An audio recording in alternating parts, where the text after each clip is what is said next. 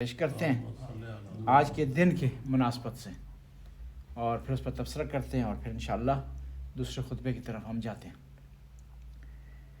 امام فرماتے ہیں لم یمت قلبہ یوم تموت القلوب، جو آدمی اس دن عبادت کرے گا، آج کے دن یعنی 15 شعبان کے دن، تو اس دن اس کا دل زندہ رہے گا جس دن سارے دل مر جائیں گے۔ قیامت کے دن، قیامت کے دن کس کا دل مر جائے گا؟ جس کے اعمال نہیں ہوں گے، جس کا دنیا میں اخلاق اچھا نہیں تھا، پرہیزگاری اس میں نہیں تھی، نماز کا خیال نہیں رکھتا تھا، تقوی کا خیال نہیں رکھتا تھا، واجبات کا خیال نہیں رکھتا تھا، والدین کے حقوق ادا نہیں کرتا تھا، دوستوں کے حقوق ادا نہیں کرتا تھا، ہمسایوں کے حقوق ادا نہیں کرتا تھا۔ اسلام میں ہر انسان کا دوسرے انسان کی نسبت حق ہے، ایز اے انسان، as a colleague, as a مذہب، ایز اے ہمسایہ، ایسے ایک ملک کا شہری ہونے کے حوالے سے۔ اور جس طرح حقوق ہیں اس طرح فرائض بھی ہیں۔ دیکھیں، انسان اکیلا نہیں رہ سکتا اس دنیا میں، اس نے انسانوں کے درمیان رہنا ہے۔ انسانوں کے درمیان رہنا ہے تو اس نے کچھ قوانین کا خیال رکھنا ہے، اخلاق کا اس نے پاس رکھنا ہے، ایک دوسرے کے حق حقوق کو ادا کرنا ہے، تو تب وہ کامیاب انسان کہلائے گا۔ بعض اوقات ہم ذاتی معاملات کو سوچتے ہیں لیکن اجتماعی معاملات کو نہیں سوچتے۔ اسلام نے اجتماعی معاملات کے بارے میں توجہ دینے کے بارے میں کہا۔ دیکھیں، پاکستان میں خاص طور پر ہم اپنے جو گھر کے ایریاز کو بڑھا دیتے ہیں اس کی پرواہ کیے بغیر کہ گلی تنگ ہو جائے گی، حالانکہ وہ گلی بھی ہماری ہے، گھر بھی ہمارا ہے۔ فرق اتنا ہے کہ گھر جو ہمارا کیونکہ ذاتی ہے، گلی اجتماعی ہے۔ گھر میں صفائی کا خیال رکھتے ہیں لیکن روڈ پر نہیں کرتے، گھر میں صفائی کا خیال رکھتے ہیں لیکن جو ہے وہ شہر میں صفائی کا خیال نہیں رکھتے، حالانکہ وہ بھی شہر بھی آپ کا ہی گھر ہے، جی وہ بھی آپ کا ہی ہے، کسی اور کا نہیں ہے۔ لیکن فرق یہ ہے کہ وہاں گھر میں آپ اکیلے رہ رہے ہیں، اس میں 2-4 آدمی اور آپ کے ساتھ رہ رہے ہیں۔ بس اجتماعیت کی جو سوچ و فکر ہے وہ انسان کو کامیاب کرتی ہے۔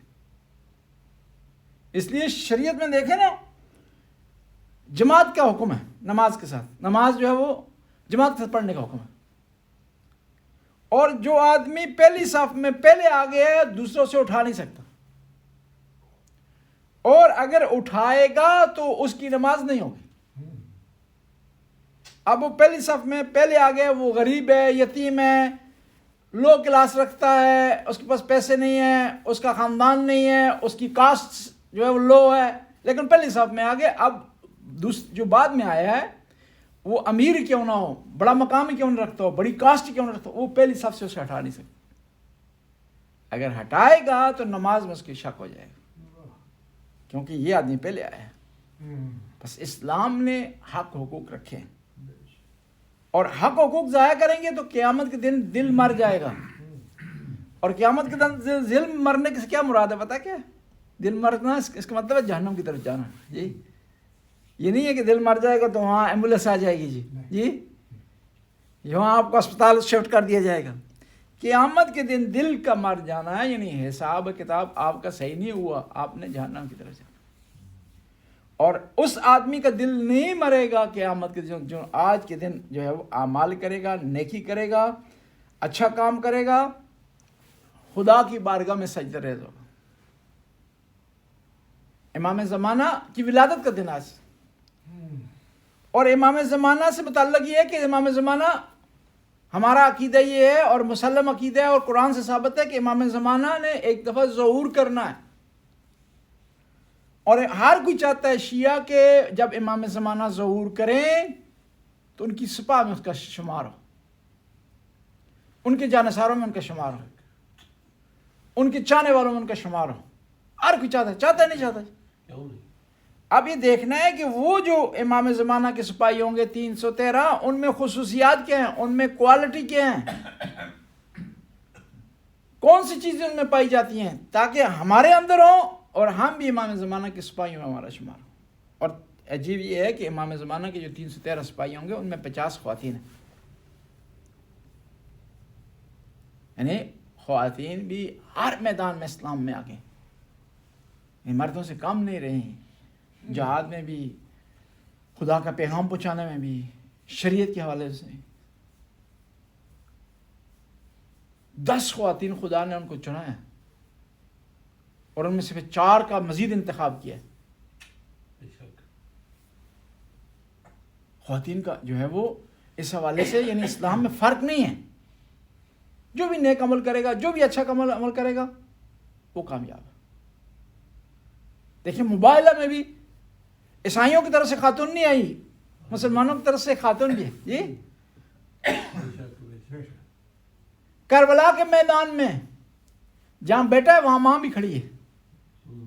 اور شہید ہونا بہت بڑا مقام ہے کربلا کے میدان میں، لیکن جو سختی اسیروں نے کاٹی ہے، خواتین نے کاٹی ہے، وہ شہداء سے بھی زیادہ تھی سختی. جو شہدائے کربلا ہیں تو 10 محرم کے شہید ہو گئے، 3 دن پیاس کاٹی. لیکن جو سختی بیویوں نے کاٹی ہیں، بی بی زینب نے کاٹی ہے، دوسری شہداء کی بیویوں نے کاٹی ہیں، وہ شہداء سے بھی زیادہ تھی، شہادت سے بھی زیادہ تھی. یعنی ہر مرحلے میں خواتین جو ہے وہ آگے. بس میں عرض کر رہا تھا کہ وہ کوالٹی ہم میں ہونے چاہیے جو امام زمانہ کے سپاہیوں میں ہوں گے. ان میں سے سب سے پہلی کوالٹی ہے کہ نیت خالص، خلوص، دکھلاوا نہیں. جو امام کے زمانہ کے سپاہی ہیں ان میں دکھلاوا نہیں ہے کہ کوئی کام جو ہے دنیا کی خاطر کریں، پیسے کی خاطر کریں، مقام کی خاطر کریں، کسی کو دکھانے کی خاطر کریں، کس لیے خدا کے لیے کر. اور شہدائے کربلا میں یہی خصوصیت تھی کہ انہوں نے جو شہدائے کربلا میں قربانی پیش کی، شہدائے کربلا نے جو قربانی پیش کی ہے میدان کربلا میں، اس میں 100% خلوص پایا جاتا، اور اس میں ذرا برابر دکھلاوا نہیں. اور اس میں ایک اور چیز جو ہے کہ وہ مطیع ماذ ہیں، اپنی طرف سے فیصلہ نہیں کر رہے، آگے نہیں بڑھ رہے اہل بیت سے، جس طرح شہدائے کربلا امام حسین سے آگے نہیں بڑھے. یعنی امام حسین کو فالو کیا 100%. کہا رک جاؤ رک گئے ہیں، کہا جنگ کرو جنگ کیے، کہا بیٹھ جاؤ بیٹھ گئے ہیں. امام حسین نے مہلت مانگی ایک رات کی، کسی بھی تاریخ میں نہیں ملتا کسی شہید نے آ کر اعتراض کیا کہ آپ نے مہلت کیوں مانگی. اس سے پتہ چلتا ہے کہ وہ لوگ 100% اطاعت کرنے والے تھے. بس جو امام زمانہ کے ساتھی ہیں وہ بھی 100% اطاعت کرنے والے، جذباتی نہیں ہیں. کیا ہے؟ اہل بیت کو عقل کی بنیاد پر، نظریات کی بنیاد پر 100% مانتے ہیں. یہ نہیں ہے کہ مدعی سست اور گواہ چست ہوں. کہ اہل بیت نے کہا کہ 2 رکعت پڑھنی ہے، یہ 2 اپنی طرف سے اضافہ کر دے. اہل بیت نے کہا کہ فلاں فلاں ذکر کرنا ہے نماز میں، یہ 4 ذکر اضافہ کر دے اپنی طرف سے.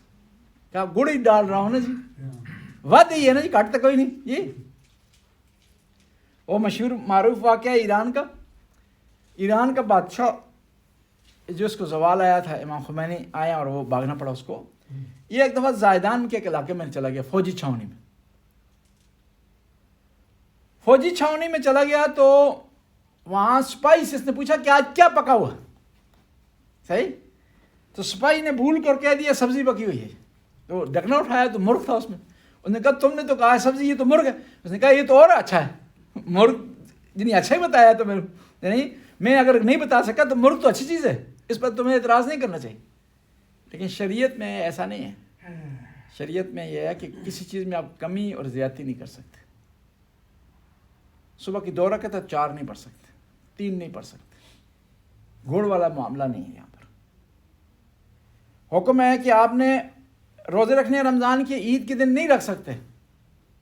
اب کہنے والا کیا ہے جو 29 جہاں رکھیں ایک اور بھی صحیح. یہ پانی تو سر تو گزر گیا ہے، 1 گٹھ ہو یا 2 گٹھ ہو، یہ ایک ہی وہ آدمی ڈوب گیا، اس کو تو فرق نہیں ہے نا. اوپر جو ہے پانی، اس کا لیول سر سے اوپر جو لیول ہے وہ 1 فٹ ہو یا 2 فٹ وہ تو ڈوب گئے.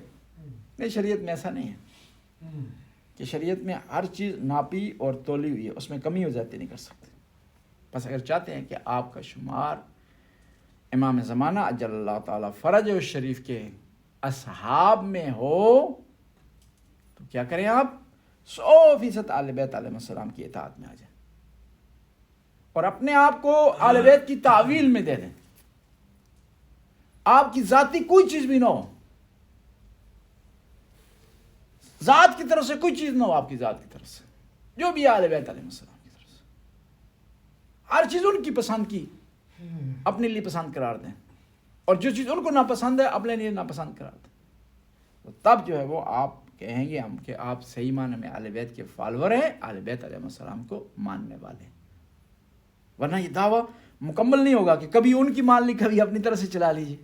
جی، کبھی ان کو فالو کر لیا جب موڈ ہو تو ان کو فالو کر لیا، جب موڈ نہ ہو تو کیا کر لیا، اپنی طرف سے کوئی فیصلہ شامل کر لیا، اپنی طرف سے کوئی چیز جو ہے وہ آگے جو ہے بڑھا دی. اور پھر بعض اوقات یہ ہوتا ہے کہ ہم کیا کوئی چیز اپنے من کی شامل کر لیتے ہیں دین میں، پھر اس کے لیے دلیلیں ڈھونڈنا شروع کر دیتے ہیں شریعت میں، پھر توڑ موڑ کے اس کی جو ہے دلیلیں بیان کرنا شروع کر دیتے ہیں. حالانکہ ایسا صحیح نہیں ہے. ہم نے شریعت میں جو بیان کیا اس کو فالو کرو. جنگ جمل تھی، ایک شخص امیر المومنین کی خدمت میں حاضر ہوا، کہا اے امام مجھے سمجھ نہیں آ رہی کہ کون حق پر ہے کون باطل پر ہے. جی، بعض لوگ اس طرح ہوتے ہیں، جی پیغمبر کی حدیثیں سنی، علیہ السلام کی شان میں قرآن کی آیتیں سنی، پھر بھی انہیں سمجھ نہیں آ رہی حق پر کون ہے باطل پر کون ہے. جی، امام نے کہا کیوں نہیں سمجھ آ رہی؟ کہا اس طرف آپ ہیں جانشین رسول ہیں، قرآن کی آیتیں آپ کی شان میں، اس طرف نبی کی زوجہ ہیں، سمجھ نہیں آ رہی کون حق پر ہے کون باطل پر. یعنی بعض اوقات انسان اتنا اندھا ہو جاتا ہے. قرآن نے کہا نا ختم اللہ علی قلوبہم وعلی سمعہم وعلی ابصارہم. امام نے کہا کہ حق کو افراد کی بنیاد پر نہ پرکھو، حق کو جانو، افراد کو اس پر پرکھو. حق کو سمجھو اور پھر چیک کرو کہ یہ حق کا جو معیار مقرر ہوا ہے، اس کی جو کنڈیشنز مقرر ہوئی ہیں، اس کی جو شرائط ہیں، اس پر یہ آدمی اتر رہا ہے نہیں اتر رہا، پھر تو بالکل فیصلہ کرو. یعنی بعض اوقات لوگ ایسے ہوتے ہیں کہ وہ کیا ہے، اپنا ایک نظریہ بنا لیتے ہیں، اپنا ایک آئیڈیا بنا لیتے ہیں، پھر اس اپنے آئیڈیا کو قرآن پر ٹھونسنے کی کوشش کرتے ہیں، دھاندلی سے ٹھونسنے کی کوشش کرتے ہیں. اور یہی بنیاد بنی ہے، کیا ہوا کہ تاریخ میں دین میں خرابیاں آئی ہیں. اب اس ایک آدمی نے اپنے من کی بنیاد پر کہہ دیا کہ اسلام میں مثلا فلان چیز شامل ہونی چاہیے، اس نے اپنے ہوا و ہوس کی بنیاد پر کہہ دیا. اب بعد والے اس کے ہوا و ہوس کو صحیح کرنے کے لیے قرآن کی آیتیں ڈھونڈ کر ٹھونس دیتے ہیں. ایک آدمی وسوسہ تھا خلفاء میں سے ایک، اس نے کہا کہ پاؤں دھلنے چاہیے، جی مسا نہیں ہونا چاہیے، یہ عرب میں بہت مٹی ہوتی ہے، یہ ہوتا ہے وہ ہوتا ہے، لہٰذا پاؤں کا مسا نہ کریں وضو میں، کیا کریں دھوئیں اس کو. اس نے اپنے ہوس کی بنیاد پر یہ کہہ دیا. اب بعد والے لوگ جو مجبور ہو گئے وہ قرآن کی آیت کو موڑ تروڑ کر کے غلط اس کا ترجمہ کر کے فٹ کر رہے ہیں کہ نہیں یہاں پر قرآن کی آیت یہ کہہ رہی ہے کہ پاؤں دھونے چاہیے، حالانکہ قرآن کی واضح آیت کہہ رہی ہے وَمْسَحُوا مسا وَمْسَحُوا بِرُؤُوسِكُمْ وَأَرْجُلِكُمْ، اپنے سر کا مسح کرو اور پاؤں کا مسح کرو، دھونے کا ذکر ہی نہیں ہے. اور ایک آدمی نے بڑا پیارا وہاں جملہ لکھا، جو لوگ اس عقیدے کے قائل ہیں کہ پاؤں دھونے چاہیے، اس نے کہا کہ بعض کا جو ہے تھوڑا سا دھونا ہوتا ہے نا وہ بھی مسح میں شمار ہوتا ہے. تو پھر وہ اگر تھوڑا سا دھونا مسح میں شمار ہوتا تو خود قرآن لکھ دیتا نا. جی قرآن نے تو مسح لکھا ہے، قرآن وہاں وضاحت کر دیتا. کیوں الفاظ کی کمی تھی خدا کی بارگاہ میں؟ جملوں کی کمی تھی؟ عربی مک گئی سے، عربی ختم ہو گئی. جی اب ان کو مجبور ہوا کہ مسح کا لفظ استعمال کریں اور اس سے معنی دھونا کا لیں. عربی مک تو نہیں تھی. اس ایک آدمی نے اپنی ہوس کی بنیاد پر کہہ دیا. اب بعد والے آنے والے ایسی دلیلیں گڑ رہے ہیں، اس بیچارے کو بھی نہیں پتا تھا کہ یہ دلیلیں بھی ہو سکتی ہیں. جی ورنہ وہی دلیلوں کے ساتھ کہہ دیتا. جی اس نے ویسے ہی کہہ دیا. وہ ایک دفعہ حج پر گیا ہو, اس زمانے میں جرابیں وغیرہ نہیں ہوتی تھی نا جی, صحیح, جرابیں نہیں ہوتی تھی, کوئی جرابیں پہنے دھول سے کچھ چیز بچ جائے یا گٹا نہ پڑے. جی گرد غبار کو گٹا کہتے ہیں پنجابی میں, وہ نہ پڑے. جی گٹا, جی ہمارے یہاں پتھر کو کہتے ہیں گٹا. وہ اس نے دیکھا کہ دھول پڑ رہی ہے, اس نے کہا کہ مزے سے کام نہیں چلتا جی, لہذا جو ہے پاؤں کو دھوئیں وضو میں. اس نے کہہ دیا اور بعد والوں نے دلیلیں اس کے لیے گاڑ دی. اس بیچارے کو پتا ہوتا اتنی دلیلیں ہیں تو وہ دلیل کے ساتھ بیان کرتا. صحیح, اس نے دلیل نہیں کی. اس نے یہ کہا کہ بھائی یہ یہاں عرب کی سرزمین ہے, گرمی کا موسم ہے اور پاؤں بھی دھل جائیں گے اور تھوڑی سی ٹھنڈک بھی آپ کو مل جائے گی. جی یہ ایک تیر میں تو شکار ہو جائیں گے. بس شریعت جو ہے ہم نے نہیں بنانی, آپ نے نہیں بنانی, کسی خلیفہ نے نہیں بنانی. شریعت خدا نے بنانی ہے اور اس کا اعلان محمد مصطفیٰ نے کرنا. حتیٰ شریعت خود محمد مصطفیٰ نہیں بناتے. جی شریعت خود نہیں بناتے, شریعت خدا بناتا ہے. محمد مصطفیٰ نے اعلان کرنا ہے. اس لیے قرآن نے کہہ دیا وما ینطق عن الہوا ان هو الا وحی یوحی, کہ میرا نبی ہوا و ہوس سے اپنے من سے کوئی بات نہیں کرتا. جمعہ کے دوسرے خطبے میں حالات حاضرہ پر بحث ہوتی ہے. وقت ہمارا تقریباً ختم ہو گیا ہے. مختصر سی 2 پوائنٹ ان پر بحث کریں گے. پہلا پوائنٹ یہ یوکرین کی جنگ ہے. اس میں ہم واضح کرنا چاہتے ہیں کہ اگر ہمارے ملک ناروے پر کسی صورت میں جہاں کہیں سے بھی حملہ ہوتا ہے تو تمام ناروے میں رہنے والے شیعوں پر واجب ہے کہ وہ اپنے ملک کا دفاع کریں. کیوں کہ ہمارا ملک ہے, ہم اس کے جو ہے وہ وسائل سے فائدہ اٹھا رہے ہیں, یہ ہمارا وطن ہے اور وطن کا دفاع واجب ہوتا ہے اور یہ واجب کفائی ہوتا ہے. اب یہاں بھی وضاحت کروں کہ واجب کی 2 قسمیں ہوتی ہیں, واجب عینی ہوتا ہے اور واجب کفائی. واجب عینی ہوتا ہے اور واجب تخییری ہوتا ہے. واجب عینی ہوتا ہے کہ انڈیویجولی ہر فرد پر واجب ہے اور دوسرے کے ادا کرنے سے آپ سے ادا نہیں ہوتا. جی مثلا مثال کے طور پر آج جو ہے وہ آپ کا کوئی دوست فون کرے, صحیح, مثلا چودھری صاحب کو, کہ بھائی جو ہے میری طرف ہی نماز پڑھ چھڑی, جی میں آج کوئی نہیں آنے, کم پہ گیا میں نے, جی خریداری کرنی ہے, کم پہ گیا تو بڈھی کو کم پا چھڑے, ٹھیک ہے, تو آج تم میری طرف نماز پڑھ. ایسا نہیں ہو سکتا. ہر آدمی نے اپنی نماز پڑھنی ہے, لیکن اس کے مقابلے میں کچھ واجب ایسے ہوتے ہیں کہ کچھ لوگ بجا لائیں نا دوسروں سے بھی ادا ہو جاتے ہیں. ان واجبات میں سے ایک واجب یہ ہے کہ باہر سے ایک آدمی داخل ہوا, اس نے سلام کیا سب کو, آپ میں سے کوئی ایک آدمی بھی جواب دے دیتا ہے, سب کی طرف سے ادا ہو جائے گا. آپ ضروری نہیں ہے کہ سارے کہیں وعلیکم السلام جی, وہاں سے شروع ہو یہاں تک ختم ہی نہ ہونا, وہ بھی کر رہا ہے وعلیکم السلام وعلیکم السلام وعلیکم السلام. نہیں, ایک آدمی نے کہہ دیا تھا. علم دین کے حصول بھی ایک ملک میں اگر ضرورت ہے علم دین کے حصول کی, تو اس میں کچھ لوگ چلے جاتے ہیں, علم دین حاصل کر لیتے ہیں, تو سب کی طرف سے ادا ہو جائے گا. ایک مومن اگر فوت ہو گیا ہے, اس کے جنازے میں شرکت کرنی واجب کفائی ہے. یعنی کچھ لوگ شرکت کرتے ہیں اور سب کی طرف سے ادا ہو جاتا ہے, کچھ لوگ شرکت کرتے ہیں تو سب کی طرف سے ادا ہو جائے گا. اگر کوئی بھی شرکت نہیں کرتا سارے گنہگار ہوں. اور پچھلے دنوں ایک مسئلہ ہو گیا تھا کہ ایک ایرانی آدمی فوت ہوا ہے, تو اس کے جنازے میں اتنے آدمی نہیں تھے ہمارے پاس کہ اس کی میت کو اتاریں قبر میں. پھر ایک وہاں سے کوئی آدمی مزدور بلایا تو اس نے مدد کی اور قبر میں اتارا گیا. اعلان بھی کیا, کوئی بھی نہیں آیا. تو یہ جو ملک کا دفاع ہے, فشوارنگ ہے, یہ بھی واجب کفائی ہے کہ آپ نے کیا کرنا ہے, اپنے ملک کا دفاع کرنا ہے. لیکن اتنے لوگ چلے جائیں کہ ملک کا دفاع مکمل ہو جائے تو دوسروں سے بھی ادا ہو جائے گا. لیکن کوئی بھی اگر نہیں جائے گا دفاع کرنے کے لیے تو سارے جو ہے وہ گناہگار ہوں گے. اور اسی بنیاد پر فتویٰ دیا تھا آیت اللہ سیستانی نے, جب داعش آئی عراق میں تو انہوں نے کہا تھا جہاد کفائی یا دفاع کفائی, یعنی اتنے لوگ محاذ پر جائیں دوسروں سے ادا ہو جائے. ایک عراقی نے مجھے فون کیا, کہا کہ میں جانا چاہتا ہوں آیت اللہ سیستانی کی فتوے کے مطابق, لیکن میری بیوی مجھے نہیں جانے دے رہی. نہیں ہماری شادی وہ منع کر رہی ہے، تو آپ بتائیں کیا ہوگا؟ فتویٰ دیا سستانی نے.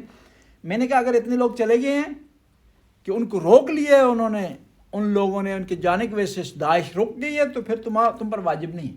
لیکن داعش آگے پھر بڑھ رہی ہے اور لوگ کم ہیں، نہیں جاؤ گے تو تم گناہ گار ہوگے. یہ ایک مسئلہ ہے. یعنی اس ملک میں ہم رہ رہے ہیں، اگر یہاں پر حملہ ہوتا اس میں ہم شامل نہیں ہیں کہ ہمارا ملک کہیں جا کر پنگا لے، پنگا ہی کہتے ہیں نا جی، اس میں ہم شامل نہیں ہیں. صحیح، وہ جانے اس کے کام. لیکن اگر یہاں اس سرزمین پر حملہ ہوتا ہے، روس کرتا ہے، کوئی ملک بھی کرتا ہے، تو پھر یہاں پر رہنے والے مسلمانوں پر واجب ہے کہ اس کا دفاع کریں.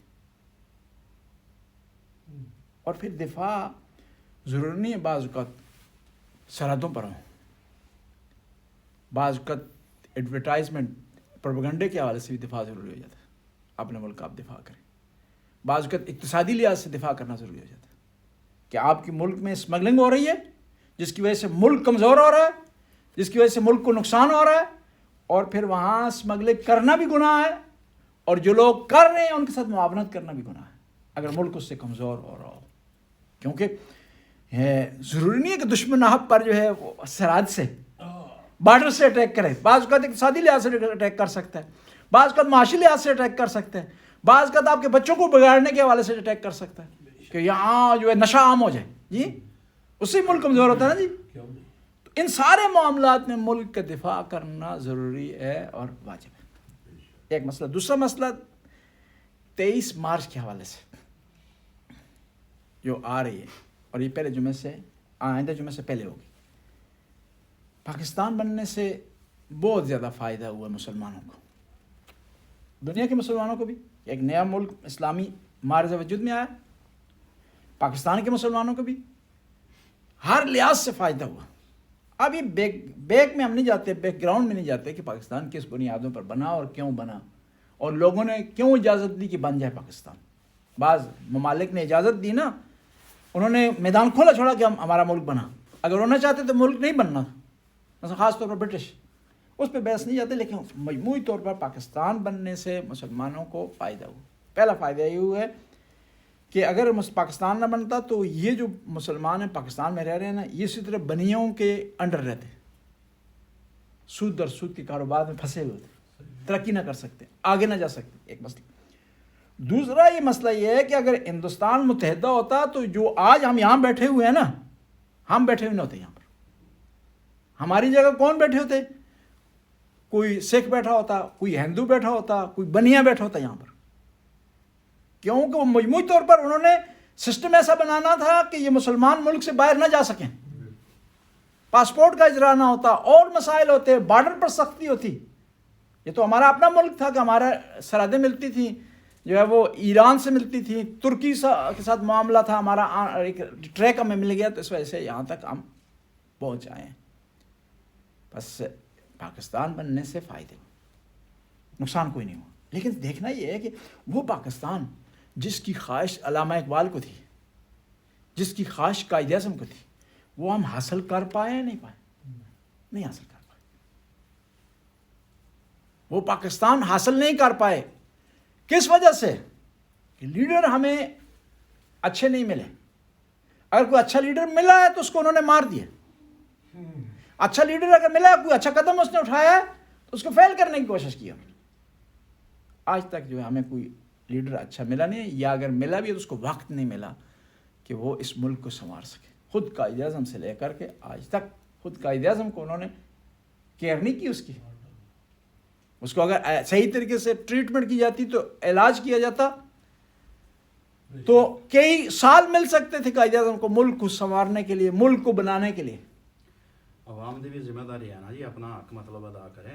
عوام نے حق نہیں ادا کیا لیڈر چننے کے حوالے سے. لہذا 23 مارچ کے حوالے سے جو 2 قومی نظریہ پیش کیا الہ آباد میں، اس کی داستان یہ ہے. اس میں کوئی شک نہیں ہے کہ ہندوستان میں 2 قومیں رہتی تھی، مسلمان و ہندو، اور دونوں کا رہنا سہنا، اٹھنا بیٹھنا مختلف تھا. اور اس بنیاد پر 2 ملکوں کی ضرورت تھی، اور اس بنیاد پر ملک بنے. لیکن جو ہے وہ اس کو لیڈر صحیح نہیں ملے، اور لیڈروں نے اس ملک کو الجھا دیا دوسروں کی جنگوں میں. دوسروں کے مفادات کے لیے ہم لڑیں، جس سے ہمارا ملک جو ہے وہ پیچھے چلا گیا، کمزور ہو گیا، مقروض ہو گیا، ایٹمی طاقت ہونے کے باوجود بھی مقروض. وہ حساب کتاب نہیں رکھا انہوں نے کہ ملک کو کس طرح چلانا ہے. ورنہ بعض ممالک ہمارے بعد بنے اور ان میں وسائل ہمارے ملک سے کم ہیں، لیکن وہ ہم سے آگے نکل گئے، ترقی کر گئے. بس دعا کریں کہ کوئی اچھا لیڈر اس ملک کو ملے، مخلص لیڈر اس ملک کو ملے، جو ملک کے لیے، ملک کی فلاح و بہبود کے لیے کام کریں. اور پھر بعض اوقات یہ ہے کہ ہم بجائے کہ کام کریں، ہمارے لیڈر وہ ایک دوسرے کے الفاظ پکڑ کے بیٹھ جاتے ہیں کہ اس نے جو ہے ٹانگیں کانپنے کا کہا، اس نے یہ کہا، اس نے کہا. اور پھر عوام بھی جو ہے وہ سادی ہے بیچاری، اس نے نظمیں لکھنا شروع کر دی. کوئی کام کی بات کرو، کوئی ترقی کی بات کرو، وہ ایک بھول کر کسی نے کوئی جملہ کہہ دیا، اب اس پہ نظمیں لکھی جا رہی ہیں، اس پہ ڈائلاگ ہو رہے ہیں، اس پہ ڈیبیٹ ہو رہے ہیں، اس پہ پورا میڈیا پاکستان کا مصروف ہو گیا. جی کوئی اس نے 2 لفظ جو ہے غلط کہہ دیے ہیں، اور اب اس پر جو ہے پوری ایک دورہ شروع ہو گیا ہے سب کو کہ وہ اس پر بات کریں، اور ایک ادبیات نئی لٹریچر آنا شروع ہو گئی اردو میں. یہی آتا ہے، یہاں تک اثر ہو گیا. میں اس دن وہ قاضی وسیم ہے اپنا ذاکر، اس نے مرثیہ اس پہ پڑھ دیا ہے، قصیدہ پڑھ دیا کہ عہد میں کانپیں ٹانک رہی ہیں، یہ ہو گیا وہ ہو گیا. جی